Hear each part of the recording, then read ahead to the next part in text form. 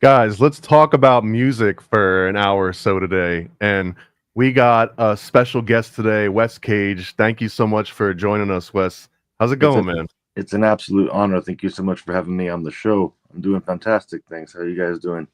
Great. Hey, Good, and man. congratulations on the engagement. I can't Google your name without just seeing all the news outlets that are like, congratulations, Wes. Congratulations. So Congrats. congratulations, personally, man. That's awesome news. Thank you. It's the most incredible miracle of my existence. And Jennifer, when you watch this, I love you beyond human comprehension. So honored to be your man.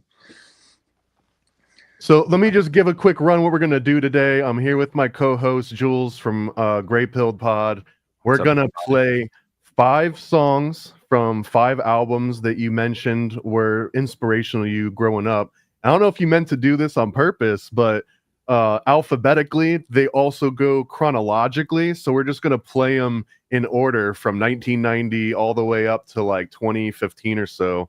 We're gonna play some actual clips. So if anyone's watching this on YouTube or Instagram or some of the other more restrictive platforms, in like 5 minutes or so from now, we'll play a really short intermission and we're going to jump over to Rumble so that we can play the actual songs, listen to the real songs, watch some of the videos, and just kind of discuss it. And we'll talk about why you picked these particular songs and what they mean to you. Superb. So, and I gotta say too, man, aside from Enigma and Enya and Rob Zombie, I'm not sure if I had heard of Lucana Coil before. So that was a new one to me, and I appreciate this is part of why I like doing this show. I get introduced to new music that I wouldn't have heard of before.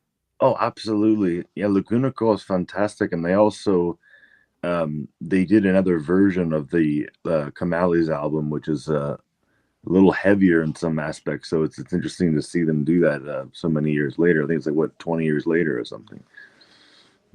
So, and was there a theme to the 5 albums that you picked out?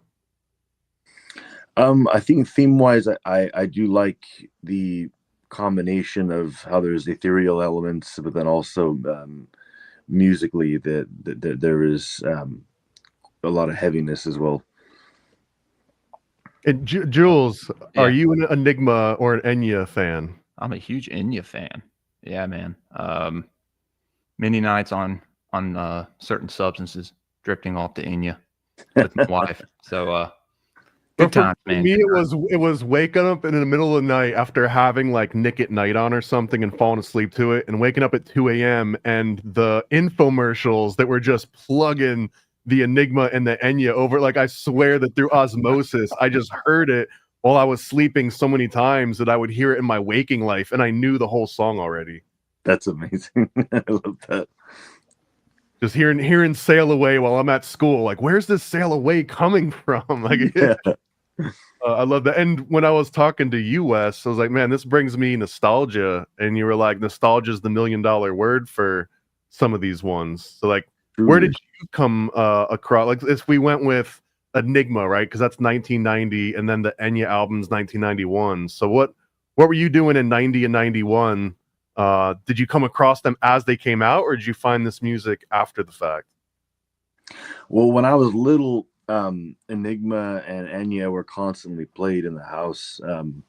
Spirituality has always been an enormous element in the family and in my life, and music that's akin to that has always been playing. But for me, when I first heard Enya, particularly in Caribbean Blue, I just thought that her voice was like, the incarnation of Mother Earth. It touched me in a very powerful way, and it meant so much to me that even subconsciously, when I started working on my own music and my solo project with Wes Cage, when I was doing everything I could to devise my own genre, I realized how much new age was in there, and I feel like that might be from how much Enya I listened to.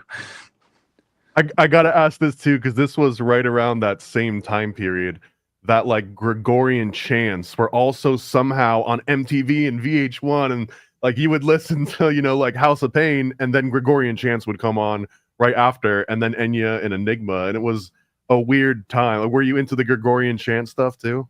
Very much so, and also with frequencies and stuff. For anyone that's into like some of the sonic sciences and stuff like that, or frequencies, a lot of those Gregorian chants, they'll find that the solfeggio tones are in there, and like such as like 521 or 430. What is it? 432. Yeah. Yeah, those are all in there, so that those really are healing and amazingly powerful for the body. You actually cut right to one of my favorite questions of where are you at on the 432 versus 440 hertz aspect. So firmly a 432 supporter. I think 432 definitely. I like that. Let's, in the effort of time, man, I'm just gonna play this quick little intermission. Everyone that's watching this, if you're on YouTube, switch over to Rumble, because we're gonna stop streaming on YouTube so we can actually play this music and not get hit by the strikes. So I'm gonna make this short. I'll see you guys over there in like 30 seconds. So see you over at Rumble.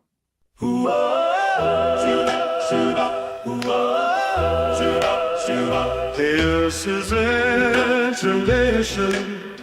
YouTube's got us under suspicion. What's the secret? Oh, what's the plan?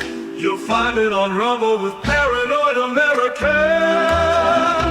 Oh, they're shutting us down. Doo-doo-doo, but we're still around. Hop on Rumble, take a stand, shoot up, Paranoid American. Paranoid American, shoot up,